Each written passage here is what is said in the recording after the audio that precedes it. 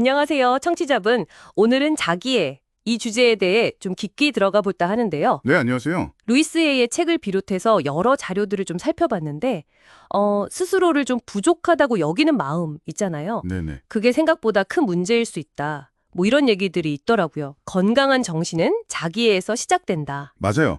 이게 근데 자기애라고 하면 사람들이 흔히 약간 이기적인 거? 네, 맞아요. 자만심 같은 거. 네, 그런 걸로 오해하기 쉬운데 오늘 저희가 볼 자료들은 전혀 다른 이야기를 하죠. 그렇죠. 그러니까 핵심은 뭐랄까, 내 가치를 좀 알고 한계도 인정하고 네, 상황이 좋든 나쁘든 그냥 지금의 나를 온전히 받아들이는 거? 여기서 시작하는 것 같아요. 바로 그 받아들이며. 근데 그게 참 말처럼 쉽진 않죠. 맞아요. 특히 내가 좀 부족하다고 느낄 때 음, 자료에서도 자기애가 부족하면 뭐랄까 뿌리 약한 나무처럼 된다고 하더라고요. 비유가 돋네요. 네, 삶의 어려움 앞에서 그냥 쉽게 흔들리는 거죠. 남들 평가에 너무 신경 쓰고. 그렇죠. 실패할까 봐 두려워하고요. 네, 그러다 보니 자기 가능성을 막 제한하게 되고. 정확해요. 그래서 여기서 중요한 전환점이 바로 불완전함의 수용인 것 같습니다. 아, 불완전함의 수용. 네, 우리가 자꾸 완벽해야만 사랑받을 자격이 있다 뭐 이런 생각을 무의식 중에 하잖아요. 네, 하죠. 근데 그게 우리를 되게 힘들게 만들거든요. 자료들은 강조해요. 나는 완벽하지 않아. 근데 이 모습 그대로도 충분히 가치 있어. 이걸 인정하는 용기요. 그 용기. 네, 여기서부터 진짜 자기애가 싹 튼다는 거죠. 그 용기를 내는 게 또 쉽지 않은 게 과거 경험들, 특히 어릴 때 상처나 뭐 부정적인 말들 들었던 거? 그렇죠. 그게 계속 발목을 잡는 느낌? 넌 부족해. 이런 목소리가 속에서 들리는 것 같고요. 물론 과거 경험이 영향을 미치죠. 안 미칠 순 없어요. 근데 그게 결정적인 건 아니라는 거예요. 아, 결정적인 건 아니다. 네, 중요한 건 그 과거가 현재를 계속 지배하도록 둘 거냐, 아니면 우리가 다른 선택을 할 거냐, 이거죠. 선택이요? 네, 자료들은 우리가 과거를 다르게 해석할 수 있다고 말해요. 그리고 의식적으로 나한테 좀 긍정적인 메시지를 주는 거죠. 예를 들면 어떤 걸까요? 뭐 예를 들어 난 맨날 실패해 이런 생각이 들 때 이걸 그 경험에서 내가 뭘 배울 수 있었지? 이렇게 좀 바꿔보는 거예요. 아, 재구성하는 거군요. 네, 이건 연습하면 충분히 가능해요. 과거를 재해석하고 현재의 나를 긍정한다. 그러고 보면 다른 사람이랑 비교하는 것도 진짜 자기애를 갉아먹는 것 같아요. 정말 그렇죠. 특히 요즘 SNS 같은 거 보면 더 심하잖아요. 네, 막 다들 너무 멋지게 사는 것 같고 나는 뭔가 뒤처지는 것 같고. 맞아요.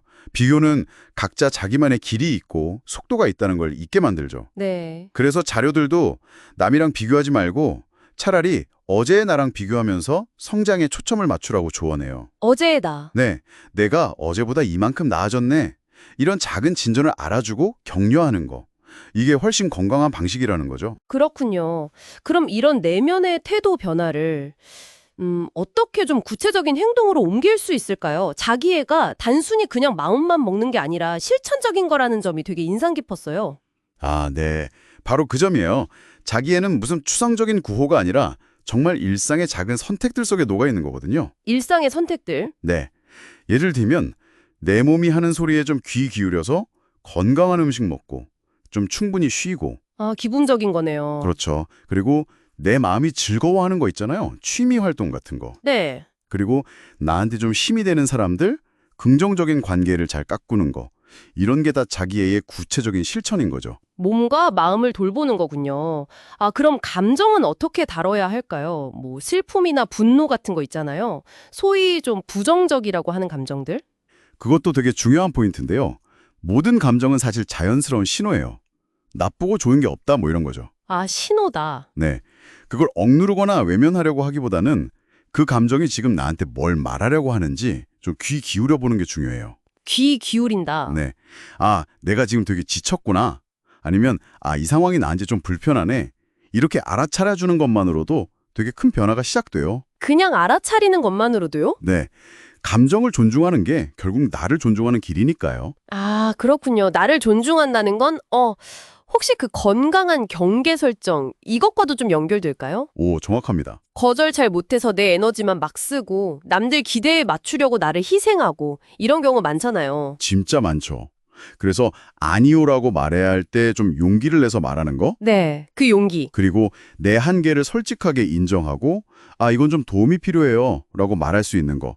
이게 다 건강한 경계 설정이고 중요한 자기애의 표현이에요. 내 공간과 에너지를 지키는 행동이군요. 그렇죠. 듣다 보니 결국 자기애의 가장 깊은 핵심은 조건 없음에 있는 것 같아요. 맞습니다. 조건 없음. 네, 뭐 내가 뭘 잘했거나 뭐 외모가 어떻거나 능력이 좋아서 사랑하는 게 아니라 그쵸. 그냥 성공하든 실패하든 뭐 건강하든 아프든 어떤 상황에서도 변함없이 나 자신을 좀 지지하고 아껴주는 마음. 네. 이게 진짜 강력한 내적 안정감을 줄 것 같아요. 바로 그거예요.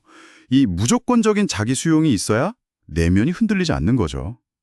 청취자분께서는 어떠신가요? 어떤 상황에서도 나를 온전히 받아들일 준비 좀 되셨을까요? 사실 이 기반 위에서야 비로소 다른 사람을 진짜로 사랑하는 것도 가능해진다고 봐요.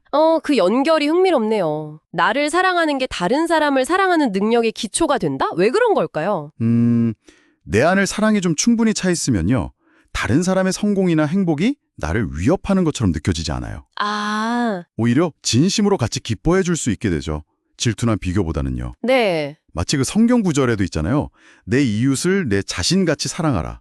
네. 이게 그냥 나온 말이 아니라 나를 사랑하는 그 깊이만큼 타인을 향한 사랑도 깊어질 수 있다는 그런 통찰을 자료들에서도 좀 발견할 수 있었어요. 그렇군요. 정리해보면 진짜 자기애는 이기적인 게 아니라 건강한 삶의 토대이고 네, 맞아요. 나의 불완전함을 좀 끌어안고 남들과 비교는 멈추고 네, 그리고 몸과 마음을 구체적으로 돌보고 또 건강한 경계도 지키고 이런 실천들이네요. 그렇죠. 무엇보다 조건 없이 그냥 따뜻한 시선으로 나를 바라보는 거. 네, 그 따뜻한 시선. 핵심을 잘 짚어주셨어요. 청취자분, 오늘 저희 대화가 자신을 돌아보는 작은 계기가 되셨으면 좋겠습니다. 네, 스스로를 위해서 아주 작은 행동이라도 하나 시작해보는 건 어떨까요? 마지막으로 좀 생각해 볼 거리를 하나 던져드리고 싶은데요. 네. 오늘 나를 의식적으로 돌보는 그 작은 실천 하나가 어쩌면 예상치 못한 방식으로 주변 사람들하고의 관계에 어떤 긍정적인 파장을 일으킬 수 있을지 한번 생각해 보시면 좋겠습니다. 와, 그 영향력까지 생각해보면 더 동기부여가 되겠네요. 오늘 좋은 말씀 감사합니다. 네, 감사합니다.